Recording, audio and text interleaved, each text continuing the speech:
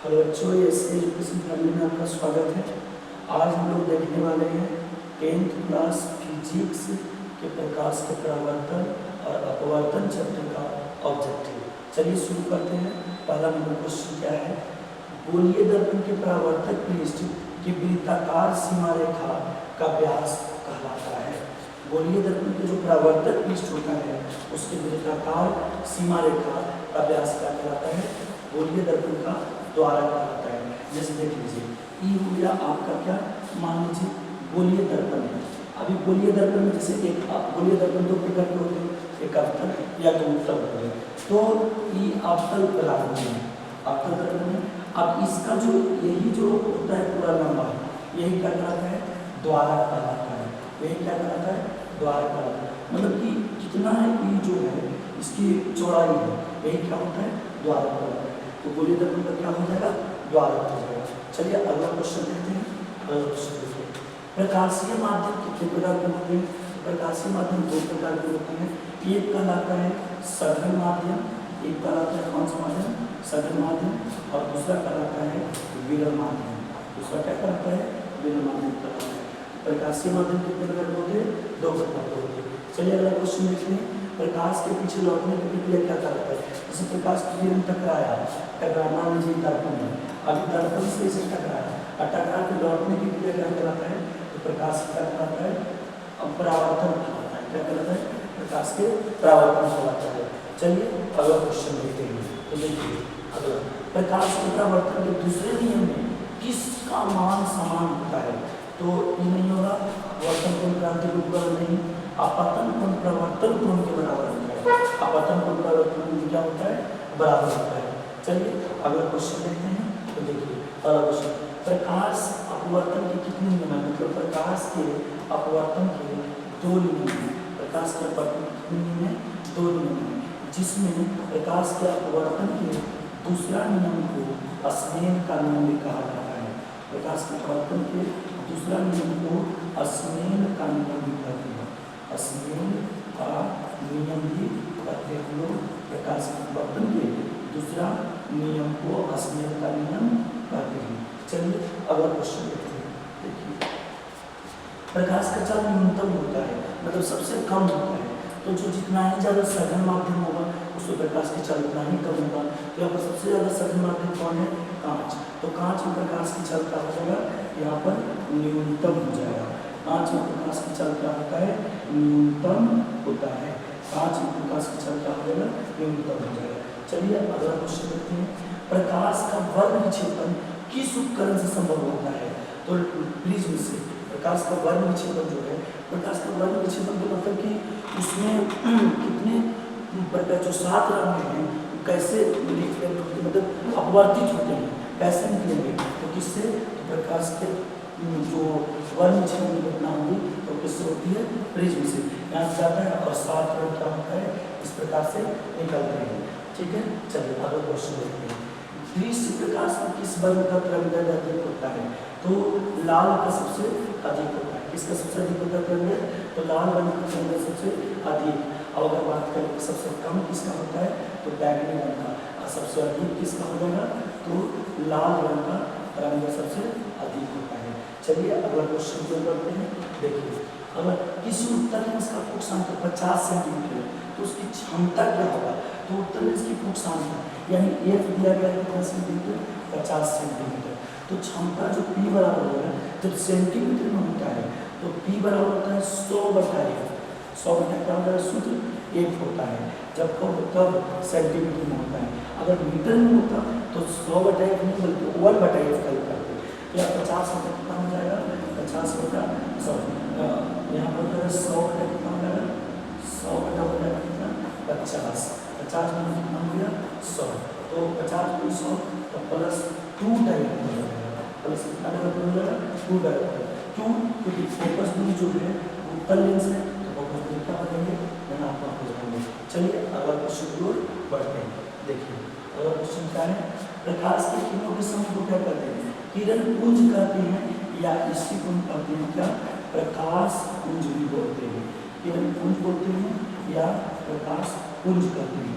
प्रकाश स्रोत किसको कहते हैं? तो जिससे प्रकाश निकलता है, जिससे प्रकाश उत्पन्न होता है, जो प्रकाश उत्पन्न करता है क्या कहलाता है? प्रकाश स्रोत कहलाता है। प्रकाश स्रोत कहलाता है। प्रदीप्त वस्तु में किसको कहते हैं? तो जो प्रकाश उत्पन्न करता है वो प्रदीप्त वस्तु है। प्रकीर्णन क्या है? तो प्रकाश की किरणें जो है छोटे छोटे कणों पर पड़ता है, अवशोषित करता है, उसको पुनः रिफ्लेक्ट करता है, वह कहलाता है वो चीज प्रकाश के प्रकीर्णन। तो हमारा जो पूछा जा रहा है प्रकाश की किरणों किसी में क्या कहते हैं? प्रकाश पुंज कहते हैं, प्रकाश पुंज भी कहते हैं, या कह सकते हैं कुछ किरण पुंज भी बोलते हैं उसको। ठीक है, चलिए आगे बढ़ते हैं। उत्तल लेंस की क्षमता होती है, तो उत्तल लेंस की क्षमता जो होती है वह धनात्मक होती है, और उत्तल लेंस की क्षमता धनात्मक, और अवतल की जो क्षमता होगी तो वह क्या होती है? अवतल लेंस की क्षमता होती है ऋणात्मक होती है। क्यों ऐसा क्यों? तो ऐसा इसलिए होता है क्योंकि उत्तल लेंस जो होता है, उत्तल लेंस का फोकस जो होता है धनात्मक होता है। देखिए इस ओर बढ़ तो उत्तल लेंस का फोकस क्या होगा? धनात्मक, और अवतल के तो अवतल लेंस की फोकस क्या होगा? ऋणात्मक होता है। देखिए इस तरह से हो जाएगा तो इंद्र बनेगा। तो यहाँ पर जो बनता है तो इसको भी जो होगा तो क्या हो जाएगा? ऋणात्मक हो जाएगा। तो चलिए उत्तल लेंस की क्षमता क्या होगा? उत्तल लेंस की क्षमता ऋणात्मक, अवतल लेंस की क्षमता क्या होगा? ऋणात्मक होगा। अवतल क्या हो जाएगा? ऋणात्मक। चलिए ठीक है, पूछा ही गया अगला क्वेश्चन। अवतल लेंस की क्षमता क्या होती है? ऋणात्मक होती है। चलिए अगला क्वेश्चन देखते हैं। देखिए उत्तल लेंस को कहते हैं, तो देख लीजिए उत्तल लेंस को कहते हैं। उत्तल लेंस जो है ये क्या करता है? इधर से जाने वाले प्रकाश को एक बिंदु पर मिला दे रहा है, और मिलाने की क्रिया को कहते हैं अभिसारी लेंस। जो लेंस मिला देता है बिंदु पर उसको क्या बोलते हैं? अभिसारी लेंस बोलते हैं। उसको क्या बोलेंगे? अभिसारी लेंस। और जो फैला देगा उसको अपसारी लेंस। तो उत्तल लेंस को कहते हैं क्या? अभिसारी लेंस। उत्तल लेंस को क्या कहेंगे? अभिसारी लेंस। अवतल लेंस किसको कहेंगे? तो अवतल लेंस को कहेंगे कोचिंग, अवतल लेंस को हम बोलेंगे कोचिंग अपसारी लेंस बोलेंगे। अवतल लेंस को अपसारी लेंस बोलेंगे। चलिए अगला क्वेश्चन देखते हैं। देखिए अगला क्वेश्चन, अवतल लेंस को कहते हैं, तो अवतल लेंस कर दिया ही है, अपसारी लेंस अभी हम लोग देख चुके थे पीछे। अवतल लेंस को अपसारी लेंस कहते हैं।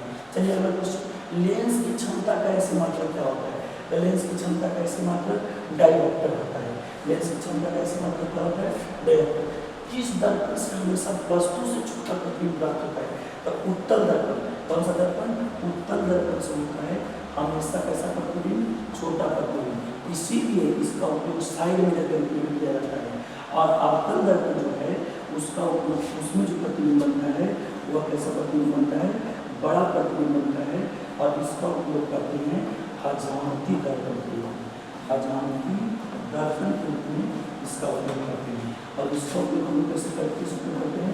तो साइड मिरर के रूप में इसका उपयोग किया जाता है। इसका उत्तल दर्पण का। चलिए अगला क्वेश्चन देखते हैं। तो देखिए अगला क्वेश्चन, किस दर्पण से वस्तु का बड़ा प्रतिबिंब? तो अवतल दर्पण। अब इन लोगों ने क्वेश्चन देखे थे, अवतल दर्पण में बड़ा प्रतिबिंब होता है। चलिए अगला क्वेश्चन देखते हैं। प्रकाश के परावर्तन में कितने नियम हैं? तो 2 नियम हैं। प्रकाश के परावर्तन में कितने नियम? 2 नियम हैं। अगला क्वेश्चन देखिए, जब प्रकाश की किरण हवा से कांच में प्रवेश करती है, तो देखिए हवा से जब कांच में प्रवेश कर रहा है तो हवा है कौन सा माध्यम? विरल माध्यम। और कांच कौन सा माध्यम?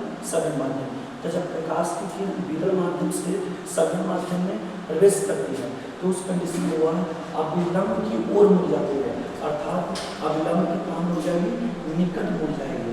अभिलंब की कहाँ मुड़ेगी? निकट मुड़ेगी। अभिलंब के निकट हो जाएगा।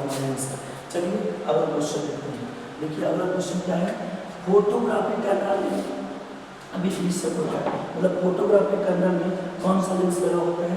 तो फोटोग्राफी कैमरा में उत्तल लेंस लगा होता है। फोटोग्राफी कैमरा में कौन सा लेंस होता है? उत्तल लेंस लगा होता है। आंसर ये हो जाएगा सही, उत्तल लेंस। साइड मिरर के रूप में कौन सा दर्पण का उपयोग किया जाता है? तो साइड मिरर के रूप में उत्तल दर्पण अभी उधर ऑप्शन बताए थे। और अवतल दर्पण को क्या बताया था? किसके रूप में? हजामती दर्पण का उपयोग किया जाता है। चलिए अगला क्वेश्चन देखते हैं। एक अवतल दर्पण की फोकस दूरी 10 सेंटीमीटर है, उसकी वक्रता त्रिज्या क्या होगी? एक अवतल दर्पण की जो फोकस दूरी है वह 10 सेंटीमीटर है। फोकस दूरी कितना है? 10 सेंटीमीटर है। तो वक्रता त्रिज्या हम लोग को पता है 1 बराबर होता है r/2। अगर r निकालें तो क्या हो जाएगा? 2f। तो 2 और f कितना हो जाएगा? 10। 10 में कितना हो जाएगा? 20 सेंटीमीटर हो जाएगा। तो देख लीजिए 20 सेंटीमीटर कौन है, तो ये अवतल दर्पण की जो फोकस दूरी है तो 10 सेंटीमीटर, तो बाकी तक कितना हो जाएगा 20 सेंटीमीटर हो जाएगा। उसकी बाकी का कितना हो जाएगा 20 सेंटीमीटर हो जाएगा। चलिए अगर क्वेश्चन पर बढ़ते हैं तो देखिए निर्गत किरण एवं किरण के बीच के कोण को क्या कहते हैं, तो निर्गत कोण बोलते हैं। निर्गत किरण और अभिलंब के बीच के कोण को क्या बोलते हैं, निर्गत कोण बोलते हैं। ऑप्शन नंबर सी सही होगा। चलिए अगला क्वेश्चन पर बढ़ते हैं। सरल सूक्ष्मदर्शी में किसका उपयोग किया जाता है, तो सरल सूक्ष्मदर्शी में उत्तल लेंस का उपयोग किया जाता है। सरल सूक्ष्मदर्शी में कौन सा लेंस, उत्तल लेंस का उपयोग किया जाता है। चलिए अगला क्वेश्चन देखते हैं। तो देखिए किस लेंस के द्वारा काल्पनिक प्रतिबिंब बनता है, तो अवतल लेंस के द्वारा, अवतल लेंस के द्वारा सिर्फ कैसा प्रतिबिंब बनता है, काल्पनिक प्रतिबिंब बनता है। काल्पनिक प्रतिबिंब बनता है अवतल लेंस के द्वारा, कैसा बनता है, काल्पनिक। ये दर्पण पूछ देता है, तो दर्पण में कौन सा होता है, तो उत्तल दर्पण के द्वारा, उत्तल दर्पण में काल्पनिक प्रतिबिंब बनता है। अगर दर्पण पूछता तो और लेंस पूछेगा तो कौन सा लेंस होगा, अवतल लेंस हो जाएगा। कौन सा लेंस हो जाएगा, अवतल लेंस। चलिए अगला क्वेश्चन पर बढ़ते हैं। तो देखिए परावर्तन के नियम से निर्धारित होता है, तो परावर्तन के नियम से निर्धारित होता है कि आपतन कोण जो है, आपतन कोण जो है वह परावर्तन कोण के क्या होता है, बराबर होता है परावर्तन के नियम से। आपतन कोण का मान परावर्तन कोण के मान के बराबर होता है। चलिए अगला क्वेश्चन। तो काल्पनिक प्रतिबिंब हमेशा सीधा बनता है, काल्पनिक कभी भी उल्टा हो ही नहीं सकता है। तो काल्पनिक प्रतिबिंब कैसा बनता है, हमेशा सीधा बनता है। चलिए अगला क्वेश्चन देखिए। लेंस में मुख्य फोकस की संख्या कितनी होती है, तो लेंस में फोकस मुख्य फोकस की संख्या 2 होती है। लेंस में मुख्य फोकस की संख्या कितनी होती है, 2 होती है। चलिए अगला क्वेश्चन देखिए। सर्च लाइट में परावर्तक सतह कौन सा होता है, तो अवतल दर्पण होता है। सर्च लाइट में परावर्तक सतह अवतल का होता है, सर्च लाइट में परावर्तक सतह। चलिए अगला क्वेश्चन देखिए। दाढ़ी बनाने के लिए कौन सा दर्पण, अवतल दर्पण का उपयोग किया जाता है। कौन सा दर्पण का उपयोग किया जाता है, तो अवतल दर्पण का उपयोग किया जाता है दाढ़ी बनाने में। ठीक है, ये बता चुके थे पहले। अगला क्वेश्चन देखिए। एक उत्तल लेंस की क्षमता 1 डायोप्टर है, तो उस लेंस की फोकस दूरी होगा। तो देखिए 1 डायोप्टर है क्षमता, तो P बराबर होता है 1/8 है। तो यहाँ पर जब P 1 हो गया तब फोकस दूरी निकालना है, F निकालना है। हम लोग को पता है यहाँ पर कि जब ये ऑप्शन कैसे दिया हुआ सेंटीमीटर, तो सेंटीमीटर में बताया था कि 100 बटा हो जाता है कुछ 1 सेंटीमीटर में जाता है, तो यहाँ पर 100 हो जाएगा। तो यहाँ 1 भागा में तुलना में F बराबर कितना हो जाएगा 100 डायोप्टर। और बात क्या है कि कौन सा लेंस है, उत्तल लेंस, तो प्लस में कि माइनस में, तो प्लस में हो जाएगा। तो देख लीजिए कितना हो गया, सॉरी 100 डायोप्टर में। यहाँ पर फोकस दूरी जो होता है उसका मात्रा अगर कुछ नहीं सेंटीमीटर में, यानी वो डायोप्टर कितना हो जाएगा यहाँ पर सेंटीमीटर में, क्योंकि सेंटीमीटर में उसको लोग चेंज करते हैं। तो कितना हो जाएगा 100 सेंटीमीटर प्लस है, क्योंकि उत्तर है। अगला क्वेश्चन देखिए। तो किसी गोलीय दर्पण तथा किसी पतले लेंस दोनों की फोकस दूरी -15 सेंटीमीटर है, तो दर्पण तथा लेंस। तो देखिए दर्पण अगर उत्तल है, दर्पण अगर उत्तल दर्पण है तो उसका फोकस दूरी क्या होता है, ऋणात्मक होता है, तब माइनस बन जाएगा। और लेंस अगर अवतल है तो उसका फोकस दूरी क्या होता है, ऋणात्मक होता है। तो कौन हो जाएगा, ऑप्शन डी हो जाएगा, ऑप्शन सही। बाकी ऑप्शन क्या हो जाएंगे, गलत हो जाएंगे। ऑप्शन डी क्या हो जाएगा, सही हो जाएगा। चलिए अगला क्वेश्चन देखते हैं। देखिए प्रकाश के अपवर्तन के कितने नियम हैं, बहुत आसान क्वेश्चन। प्रकाश के अपवर्तन के कितने नियम, 2 नियम हैं। प्रकाश के अपवर्तन के कितने नियम हो गए, 2 नियम। चलिए अगला क्वेश्चन देखते हैं। किसी माध्यम के अपवर्तन का मान होता है, तो साइन आई बटे साइन आर होता है। साइन आई बटे साइन आर होता है अपवर्तन का मान, साइन आई बटे साइन आर होता है। अगला क्वेश्चन देखिए। एक उत्तल लेंस होता है, तो एक उत्तल लेंस देख लीजिए, बहुत आसान क्वेश्चन है। देखिए एक उत्तल लेंस दिखाता है जिसमें किनारे का भाग दोनों पतला है और बीच का भाग मोटा है। तो देख लीजिए यहाँ पर बीच की अपेक्षा किनारों का मोटा, बिल्कुल गलत। सभी जगह एक समान, ये भी गलत, ये भी गलत। किनारों की अपेक्षा बीच का भाग मोटा, ये आपका क्या हो जाएगा, ऑप्शन सी सही हो जाएगा। किनारे की अपेक्षा बीच का भाग क्या होना चाहिए, मोटा होगा। देख लीजिए किनारे की अपेक्षा बीच का भाग क्या होगा, मोटा होगा। समझा रहे। अगला क्वेश्चन देखिए। अवतल लेंस का आवर्धन m बराबर होता है क्या, v बटा u होता है। अवतल लेंस का आवर्धन क्या होता है, v बटा क्यू होता है अवतल लेंस का आवर्धन। चलिए अगला क्वेश्चन देखिए, बोलिए दर्पण फोकस एवं वक्रता क्रिया के बीच संबंध है, तो होता है 1 बराबर r/2 होता है। अब इसमें खोजिए 1 बराबर r/2, तो ऑप्शन यही सही है, क्योंकि देखिए r या r स्मॉल लिख दिया कैपिटल होता है, तो r बना लेके स्मॉल दिया, तो 2f होगा, तो f बराबर हो जाएगा r/2। तो यहाँ पर कौन ऑप्शन सही है? ये ऑप्शन सही है, कैपिटल r होना चाहिए था ऑप्शन में, तो यहाँ पर ये ऑप्शन क्या है? सही है। ठीक है, चलिए अगला क्वेश्चन देखते हैं। देखिए अगला क्वेश्चन, सोलर कुकर में प्रयोग किया जाता है, तो सोलर कुकर में अवतल दर्पण का प्रयोग किया जाता है। सोलर कुकर में कौन सा दर्पण का प्रयोग किया जाता है? अवतल दर्पण का प्रयोग किया जाता है। चलिए अगला क्वेश्चन देखते हैं, एक गोलीय दर्पण की फोकस दूरी +20 है, तो गोलीय दर्पण कैसा है? जब धनात्मक है, प्लस में है, तो जब प्लस में है तो यहाँ पर क्या हो जाएगा? अवतल, प्लस क्या होगा? अवतल, और अगर माइनस होता तो उत्तल हो जाता। कौन होता है? सॉरी, यहाँ पर देख लीजिए थोड़ा सा, गोलीय दर्पण की फोकस दूरी +20 सेंटीमीटर है, तो +20 सेंटीमीटर है, तो यहाँ पर अगर हम बात करें थोड़ा सा समझ लीजिए तब उसको समझेंगे। देखिए यहाँ पर क्या है? ई कौन सा है? ई अवतल दर्पण है, तो अवतल दर्पण जो होगा गोलीय दर्पण कैसा है? तो इसका अगर फोकस की बात करें इधर होगा, तो ये ऋणात्मक होता है, अवतल में कैसा होगा? ऋणात्मक। उत्तल होगा, तो अगर उत्तल की बात करें तो इस प्रकार से होता है, तो उत्तल के फोकस जो होता है आभासी होता है, इधर से आता है, तो ये हो जाएगा धनात्मक। तो धनात्मक सॉरी उत्तल होगा, क्या हो जाएगा सर? उत्तल हो जाएगा। क्या हो जाएगा? उत्तल हो जाएगा सर, उत्तल दर्पण। चलिए अगला क्वेश्चन देखते हैं। देखिए उत्तल लेंस में जब बीम 1 और 2f के बीच रखा जाता है तब बनता है। तो देखिए बीम में 1 और 2f के बीच रखा जाता है, तो उस कंडीशन में प्रतिबिंब जो बनता है वह बड़ा और कैसा बनता है? वास्तविक बनता है। बड़ा और कैसा बनता है? वास्तविक बनता है। अगला क्वेश्चन देखिए, अगला क्वेश्चन, दो वक्रीय पृष्ठों से घिरे माध्यम को क्या कहते हैं? तो लेंस बोलते हैं। दो वक्रीय पृष्ठ लेंस ही होते हैं, दो वक्रीय पृष्ठ होता है वो लेंस होता है, तो गोलीय लेंस हो जाएगा। अगला क्वेश्चन, वह गोलीय दर्पण जो बाहर की तरफ वक्रित होता है, तो देखिए अगर बात करें बाहर की तो अंदर से कलाई किया और तो बाहर की वक्रित कौन होता है? उत्तल दर्पण। कौन सा दर्पण? उत्तल दर्पण। बाहर की ओर वक्रित होता है कौन सा दर्पण? उत्तल दर्पण हो जाएगा। चलिए अगला क्वेश्चन देखते हैं। देखिए गोलीय दर्पण की परावर्तक पृष्ठ के केंद्र को क्या कहते हैं? देखिए गोलीय दर्पण की परावर्तक पृष्ठ के केंद्र को ध्रुव बोलते हैं, यानी ध्रुव यानी पोल बोलते हैं। ठीक है, इसको क्या बोलते हैं? हम लोग पोल बोलेंगे, ध्रुव बोलेंगे। ठीक है, चलिए अगला क्वेश्चन की ओर बढ़ते हैं। देखिए आगे क्वेश्चन देखिए, किसी लेंस द्वारा उत्पन्न आवर्धन का ऐसे मापक क्या है?